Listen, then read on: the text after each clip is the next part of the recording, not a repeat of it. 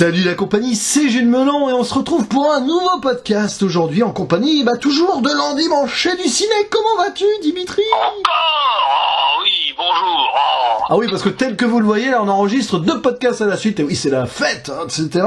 Pour un métrage américain, hein.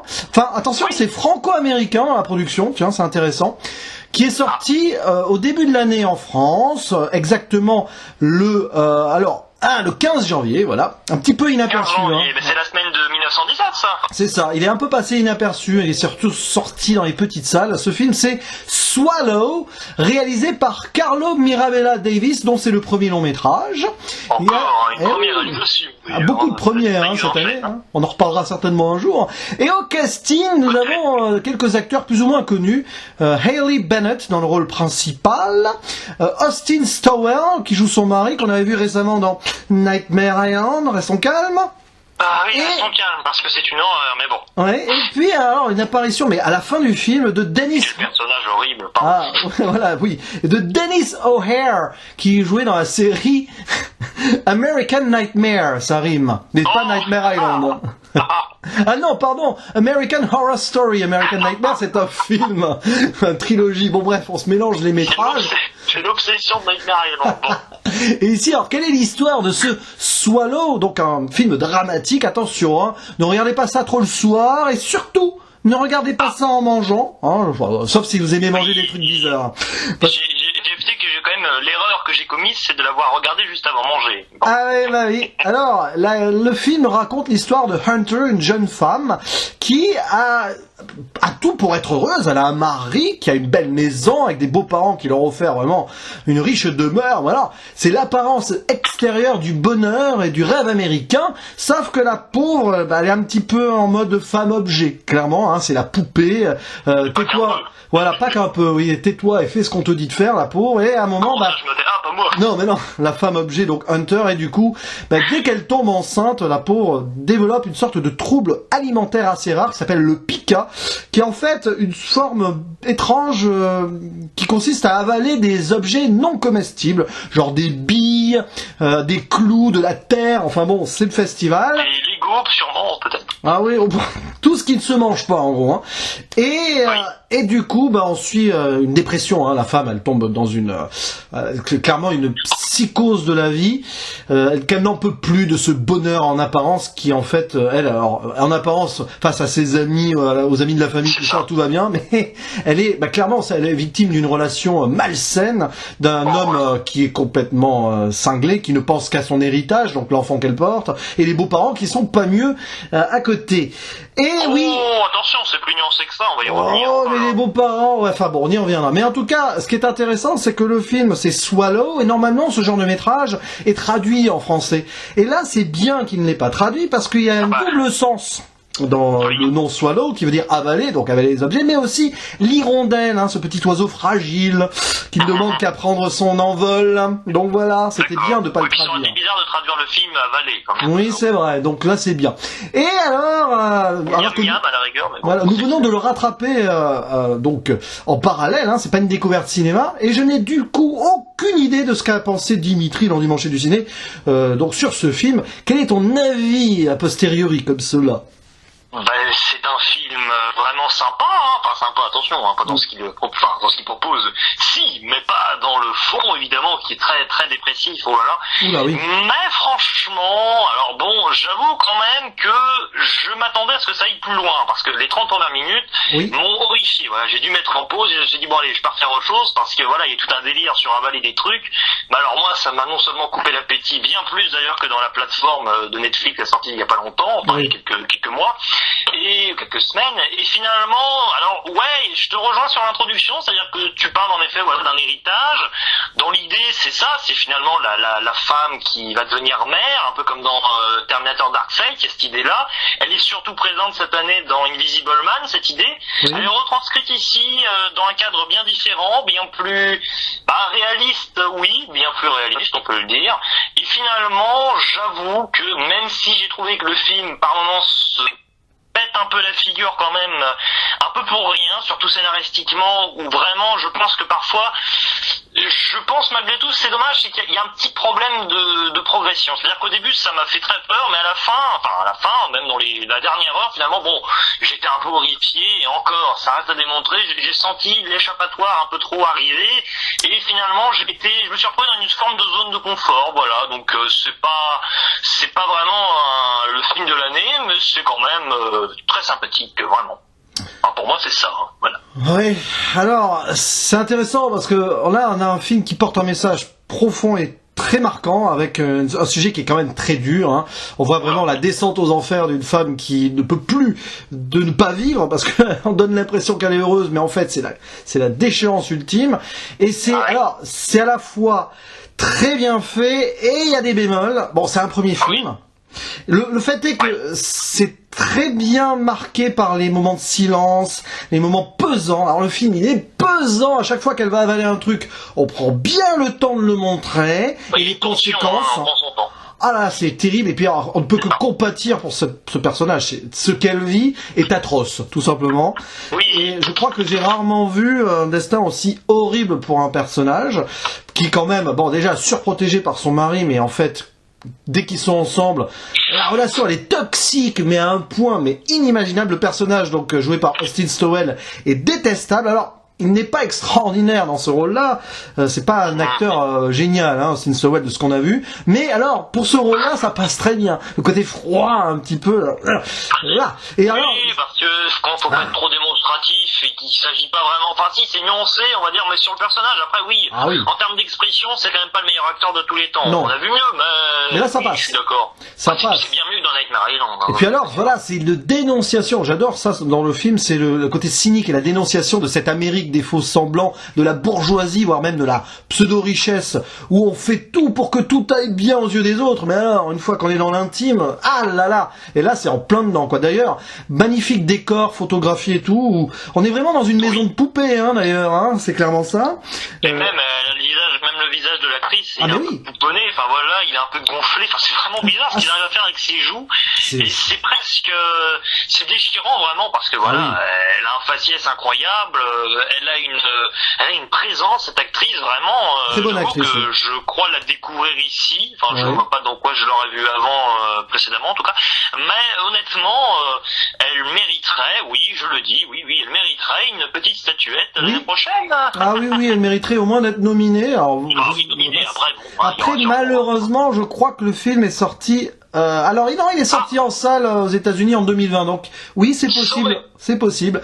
Mais en tout cas, oui, grande actrice, et oui, c'est la poupée, quoi, la poupée dans la maison de poupée. Même il y a une mise en abîme de la maison de poupée quand elle va s'occuper de la chambre du futur enfant. Avec d'ailleurs, c'est marrant, tonalité bleu ou rose parce qu'elle sait pas si ça va être un garçon ou une fille. Oui, c'est plans de blanc rouge d'ailleurs. Oh la vache. Et il y a des superbes plans face à l'océan, face à la mer. En fait, elle ne fait que, dans le film, elle ne fait que regarder l'horizon dès qu'elle est dehors, parce que on sent qu'elle est dans une prison dorée, hein, clairement. Hein, et puis il y a rien dehors, elle est vraiment isolée, quoi. Il n'y a que mais dalle. c'est terrible parce que dans le contexte et tout, il y a rien de fantastique, hein. C'est très terre à terre comme film, mais ça pourrait être un épisode de la 4ème dimension mis en film, hein, s'il y avait le côté. Voilà un bon exemple, c'est-à-dire que Vivarium nous avait un peu déplu pour cette pour cette longueur, c'est-à-dire que c'est vrai que c'était un petit peu, on sentait qu'il y avait peut-être trois fois trop, on va dire, de blabla, mais de longueur. Ici, ça ne traîne pas en longueur. En tout cas, c'est pas tiré. Il n'y a pas vraiment on n'élargit pas l'intrigue pour rien. Enfin, peut-être si avec un personnage, mais ça, je pense qu'on y reviendra. Oui. Mais finalement, oui, disons que le film a un excellent rythme. C'est peut-être vraiment, moi, je sais pas ce que t'en penses, mais c'est vraiment sur cette fameuse tension dont tu parles. Je trouve qu'elle est tellement puissante d'entrée de jeu qu'à un moment, on s'y habitue presque. Et c'est dommage parce que ça, je sais pas, j'ai l'impression que ça démultiplie plus vraiment à force le propos. C'est-à-dire qu'à un moment, il y a le propos qui nous est un peu plaqué à la figure. Mais attention, c'est très froid, donc c'est normal, hein, c'est pas un défaut. Oui. Mais à un moment, le phénomène d'habitude fait que on est moins... Bon, j'étais un peu moins dedans, quoi. Bon, on en parlera en spoiler, d'ailleurs, il y a un moment, il y a des révélations et tout qui sont pour peut-être parfois un peu de trop, mais ça on y reviendra, même si elles sont logiques. Avant cela, quand même, le côté formel. Ça s'étise un peu peut-être à un moment la dureté, je trouve. Ouais, c'est cela. C'est ce problème, c'est qu'on est tellement dans le froid, dans le malsain au début qu'on aimerait, entre guillemets, y rester. Mais bon, il faut que le film passe un petit peu à autre chose aussi. C'est normal, sinon ça aurait fait un très bon épisode de série en mode thriller sombre et dramatique.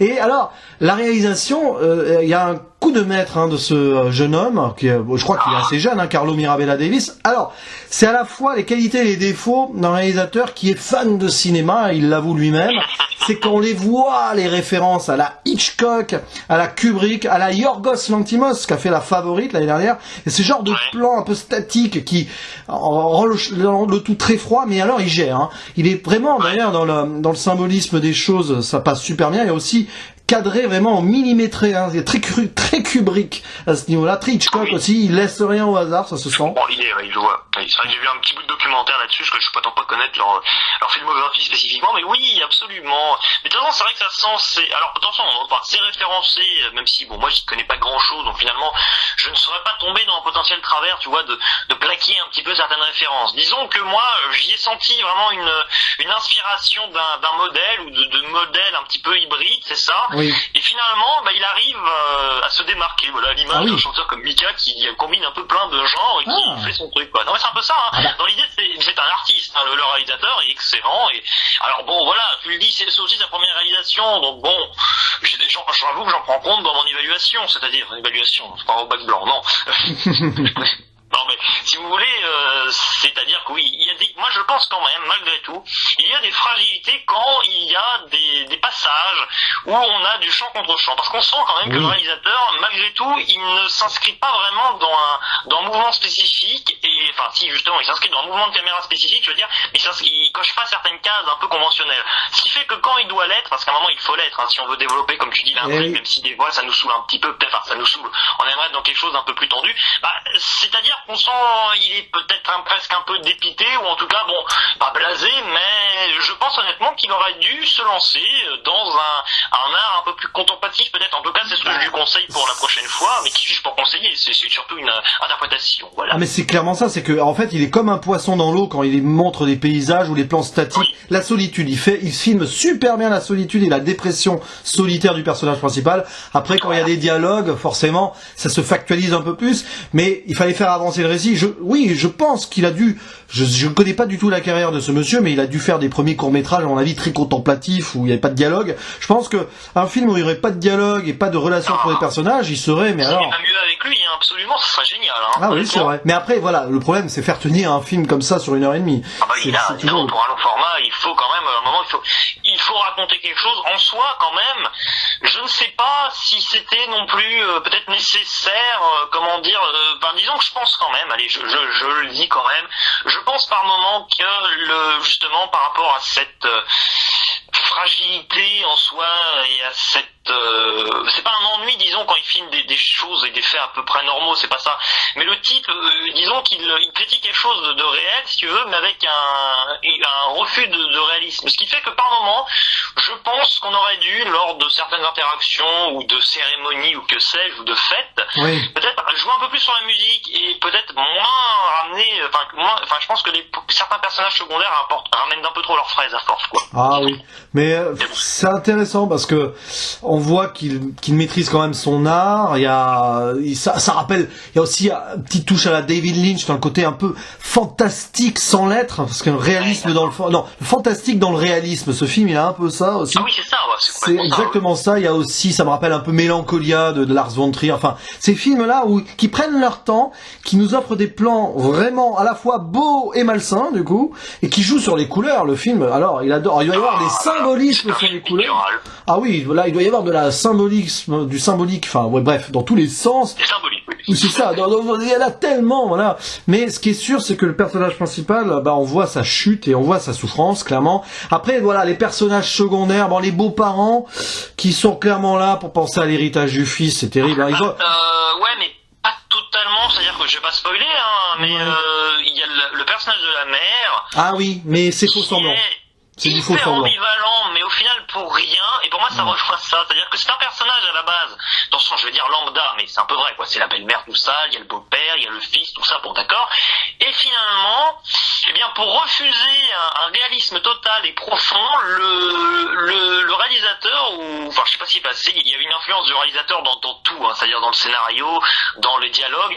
Et je pense à un moment qu'il y a une scène qui a dû être rajoutée, ou qui a été modifiée, c'est sûr, parce que ça ne colle pas totalement au personnage, et là on sent vraiment, disons, que à part le personnage principal, la fameuse belle-mère finalement, est ce que le réalisateur a envie, c'est-à-dire, mais après bon, c'est sa première réal, donc je pense pas qu'il lui laisse non plus toutes les cartes en main, quoi. Enfin, je veux dire, visuellement il a fait ce qu'il a voulu.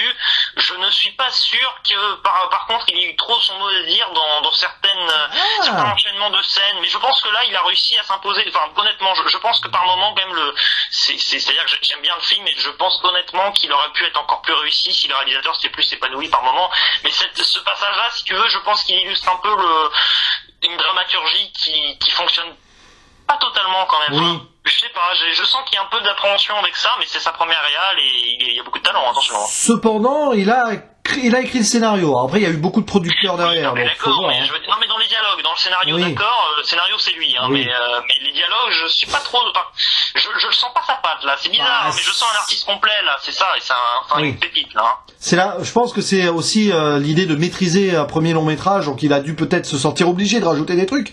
Mais c'est vrai que c'est peut-être lui, je sais pas. À travers les silences et tout, il y avait de quoi faire passer les mêmes choses, même sur 1h30 peut-être, mais après, ça aurait été peut-être trop ambitieux, et est-ce que les boîtes de prod auraient voulu un film comme ça sans dialogue et tout, mais c'est vrai que c'est un film qui aurait pu marcher. D'ailleurs, ça aurait été limite encore plus fort s'il y avait vraiment aucun contact verbal entre l'épouse et son mari. Mais bon, à un moment, il faut quand même aussi montrer l'illusion de bonheur aux autres. Donc, ces scènes de fête, oui, tout ça, mais en même temps, c'est frontal uniquement pour le personnage principal, ce qui fait que t'es pas obligé d'attribuer des dialogues presque aux autres personnages. T'aurais pas pu faire un film muet, je pense pas quand même, mais t'aurais pu donner des dialogues presque à la fille, voilà, sa conscience qui lui parle, un peu comme dans Ad Astra avec Brad Pitt, en gros. Dans l'idée, ça sera un peu ça. Et finalement, les autres personnages qui n'ont pas leur mot à dire, ou alors il suffirait d'une musique, parce que c'est vrai que la musique, c'est peut-être aussi ce qui pêche un peu, ça n'empêche pas d'être dans l'ambiance, mais c'est la réalisation et la mise en scène surtout qui garantit cette tension, cette émotion à chaque fois qui parvient à fluctuer et quand même bien maîtrisée, surtout en début de métrage, là-dessus j'insiste, hein. Mais peut-être que, voilà, une petite musique, tu vois, aurait plus, comment dire, ça permettrait de pas être réaliste pour le coup, parce que à mon avis, vraiment, je pense il est malin le réalisateur, parce que vraiment il montre une société contemporaine, là-dessus il n'y a pas de problème, avec finalement, on pourrait penser que ce sont des clichés, parce que voilà, on pourrait dire, il y a des clichés sur pattes, c'est vrai que bon, à résumer l'affaire, voilà, les riches qui ne pensent qu'à, comme tu disais, à l'héritage, tout ça, ça peut paraître très bateau. En même temps, je trouve ça plus subtil, tu vois, que dans Invisible Man, j'aime beaucoup ce film, attention, Invisible Man, hein. Mais c'est vrai que, bon, disons que l'attrait féministe est un peu plus, c'est un peu plus farfelu, tu vois, la manière dont c'est amené. Alors qu'ici, c'est la réal qui est farfelu, mais pas le message. Ah oui, c'est un film profondément féministe, hein, clairement, et d'ailleurs... Oui, non, mais le réalisateur s'en est pas caché, d'ailleurs, j'ai lu un article et puis, dessus. c'est même inspiré de sa grand-mère, alors c'est intéressant, parce que sa grand-mère qui avait des tocs, hein, voilà, pas les mêmes, hein, mais c'est pour ça qu'on a... Une cuisinière Oui, alors... bah, du coup, oui, parce qu'elle se lavait beaucoup les mains, voilà, donc, en période du coronavirus, elle aurait été... la même idée. Et du coup, ce qui est intéressant, c'est pour ça aussi qu'il y a une imagerie un petit peu à l'année 50-60, et c'est pour ça qu'il y a aussi ces références à la Hitchcock, c'est un peu du Hitchcock en couleur, et même très en couleur des fois, donc c'est intéressant. Et du coup, on va peut-être passer en zone spoiler pour parler d'autres personnages et de l'évolution, qui parfois peut être maladroite. Alors attention, regardez ce film avant tout, parce que déjà, on va révéler des parts de l'intrigue, tout simplement. Ah bah oui, ça c'est embêtant. Et on vous conseille de le voir, mais de toute façon on vous le reconseillera après la zone spoiler. Attention, spoiler. Alors oui, il y a des personnages qui apparaissent un petit peu tombés de nulle part. Non, il y en a un, c'est obligé, c'est le psy. La psy, parce que forcément, elle avale des objets, donc il l'envoie regarder la psy. Alors pourquoi pas, au début, la psy, elle arrive à lui faire sortir des trucs du passé. On apprend donc que la jeune Hunter a eu des problèmes familiaux elle-même, puisqu'elle est, ça c'est quand même glauque ici, mais peut-être un peu trop. Mais ça s'explique quand même sur la fin. Elle est victime. En fait, c'est la fille d'un viol. Sa mère a été violée par un homme et elle a gardé l'enfant parce que sa mère c'est une religieuse et tout, elle a pas voulu avorter. Et donc c'est un enfant non désiré. Et c'est pour ça qu'elle vit aussi une vie non désirée d'ailleurs. Bon, c'est terrible et tout. Sauf que la psy, Alors ça, elle l'a jamais dit, Hunter, à son mari, Richie. Et sauf que la psy, à un moment, elle est appelée par Richie, qui dit « Ah là là, on vous paye pour ça, donc vous allez nous dire ce qu'elle va pas, ce qui va pas chez elle. » Et hop, la psy, hop, secret professionnel. On s'en fiche, je dis « Bon, ben en fait, voilà, elle a été victime, sa mère a été victime d'un viol. » Franchement, la psy, quoi, voilà, c'est dur. C'est mal géré parce que... Mais bon, ça s'appelle en français des portes ouvertes. En même temps, c'est Richie, donc Richie porte, corps de vélo.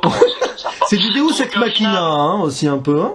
C'est-à-dire, c'est du Deus Ex Machina. Comment révéler un truc qui aurait pu être plus subtil. Et c'est dommage d'ailleurs parce que franchement, dans ce genre de film, nous faire une Captain Marvel d'Endgame, c'est un petit peu bizarre, disons. Enfin, c'est-à-dire que voilà, là-dessus, je fais vraiment allusion à nouveau, oui, un petit parallèle avec la plateforme. Un film que j'ai bien apprécié, mais c'était exactement le même souci qui intervient exactement au même moment, c'est-à-dire que voilà, à peu près à 2/3 du film, vers la fin, quoi. Tu sens que pour terminer à peu près l'histoire comme on l'a désiré, il faut précipiter la chose. Oui. Ce qui est dommage en plus, c'est que pourquoi précipiter un tel fait, vu que finalement on aurait pu le savoir par d'autres biais, vu qu'elle est quand même assez, elle est quand même atteinte vraiment d'un gros problème, quoi. Donc, le mari aurait pu la prendre de manière bien plus, ça aurait pu être bien plus subtil là-dessus quand même. Bon. Elle aurait pu craquer devant son mari et lui dire la vérité. Voilà, ça aurait été. Le principe, c'est qu'elle lui fait quand même confiance, aveuglément, et elle percute sur un coup de tête, quoi. Enfin, vraiment, elle comprend d'un coup que ça y est, on veut la museler, quoi. Oui, parce que l'idée, c'est, vu qu'elle continue à avaler les objets, on va la mettre dans un hôpital psy, mais avant, quand même, on lui adjoint un infirmier, qui est un infirmier d'origine syrienne. Alors c'est intéressant parce que il y a un moment, d'ailleurs c'est pas assez développé, c'est dommage. Il y a le Syrien qui est arrivé aux États-Unis quelques années auparavant et qui voit la tristesse de cette femme dans un contexte. Mais alors la richesse et tout, il comprend pas. Il dit mais comment elle peut être triste, elle là qui a tout pour elle, et qui lui dit d'ailleurs, non, il lui dit pardon. Mais attendez, moi j'ai vécu la guerre et vous. Donc en gros là, il y a une réflexion sur oh là là, pauvre petite fille riche, si tu savais vraiment quel était le vrai problème.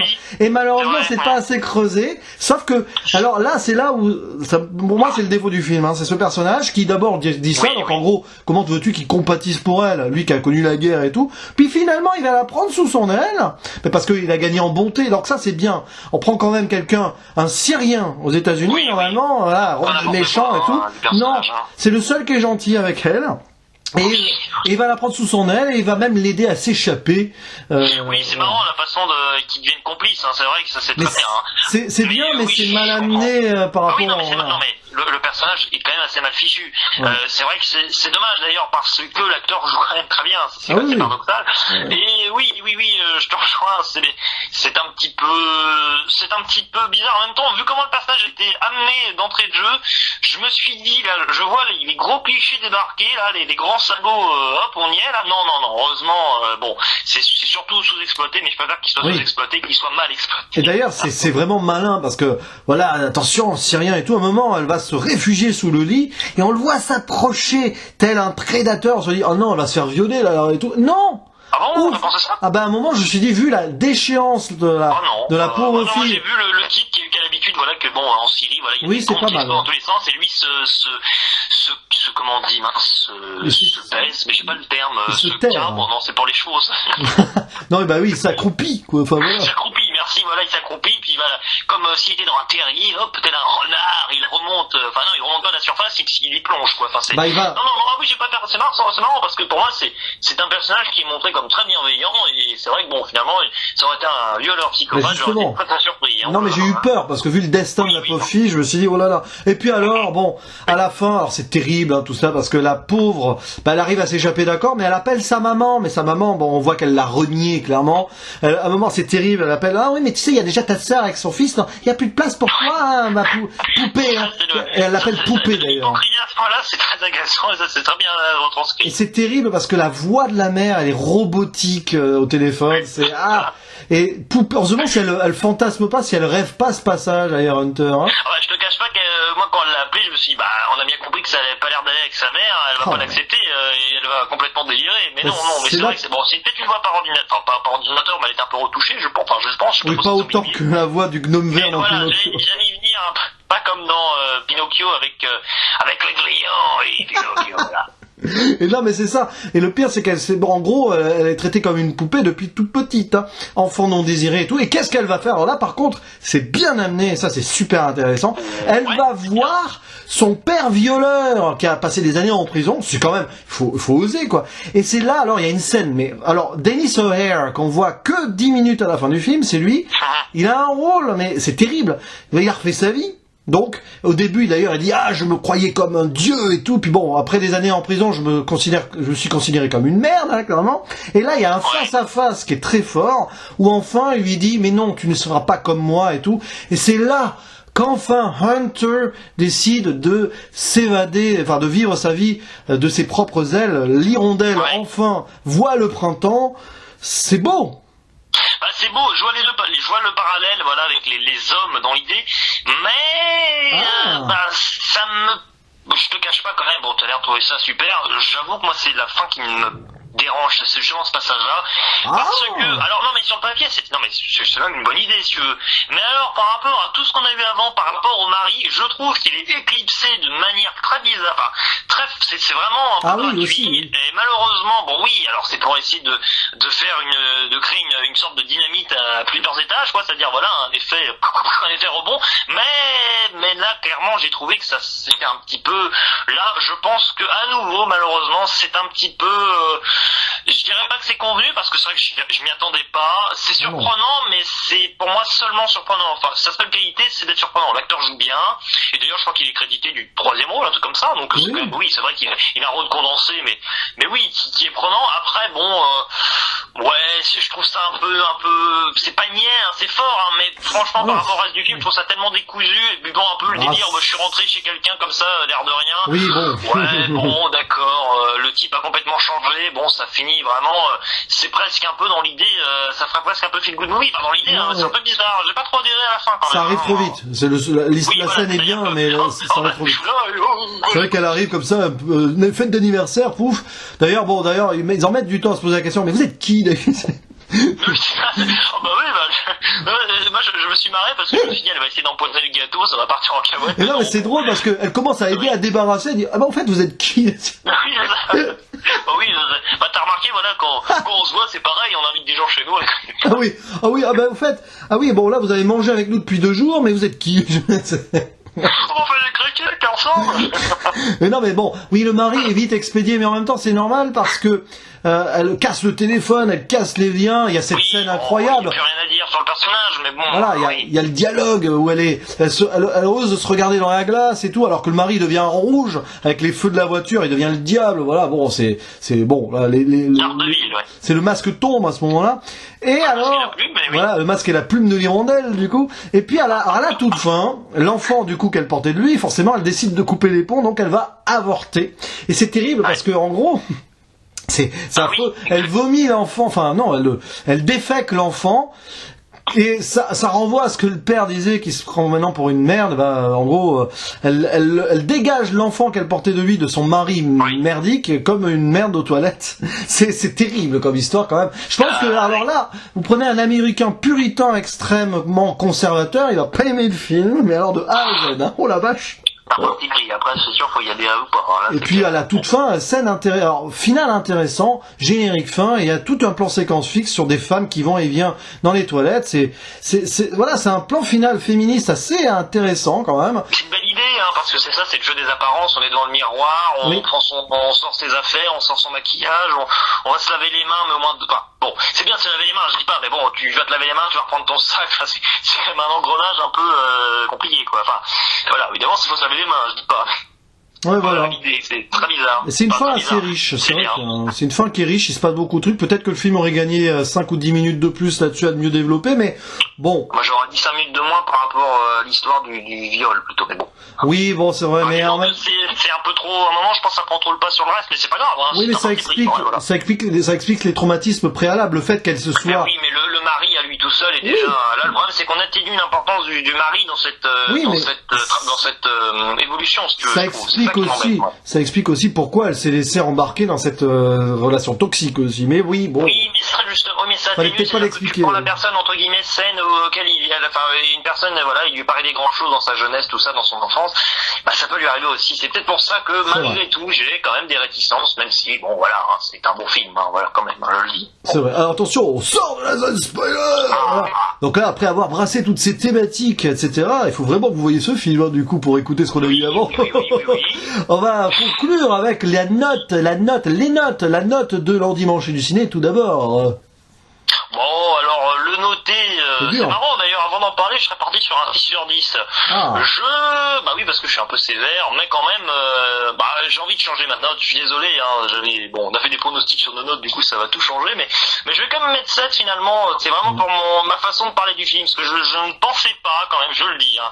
J'avais trouvé la réalisation excellente, et j'avais quand même trouvé le fond, voilà, avant d'en parler, en voyant le film sur le coup, je m'étais dit, c'est très très imagé, ça l'est peut-être un peu trop par moment, des fois c'est trop dialogué, bon, il y a des trucs qui clochent un peu, et c'est le cas, il y a des trucs qui clochent, hein, mais j'ai quand même finalement envie de basculer un 7 sur 10 parce que, voilà, je mettrais très bien sur Captain Watch au passage, oui. C'est quand même fort, et c'est surtout une grande réalisation qui nous est proposée là aussi, et bon, quand la réalisation est quand même assez immersive, surtout sur ces 30 premières minutes, j'ai envie de saluer tout simplement le boulot fourni, bon voilà, un petit 7 sur 10, voilà. D'accord. Bah écoute, je suis exactement d'accord avec toi, parce que moi aussi, j'hésitais entre 6 et 7, dans le sens où il y avait ce petit ventre mou, etc., mais vu la finalité, vu surtout les efforts visuels et la mise en scène vraiment brillante, même si encore peut-être trop référencée, mais brillante, donc de monsieur Carlo Mirabella Davis, ben moi aussi je vais mettre 7 sur 10, vraiment un des bons films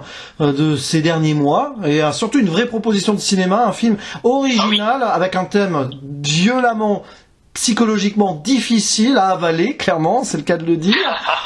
C'est peut-être l'un des films les plus, entre guillemets, dérangeants de l'année. Alors, je vais pas le mettre au même point qu'un Midsommar l'année dernière, mais à la sortie de ce métrage, j'étais quand même plus saisi qu'un La Plateforme, par exemple.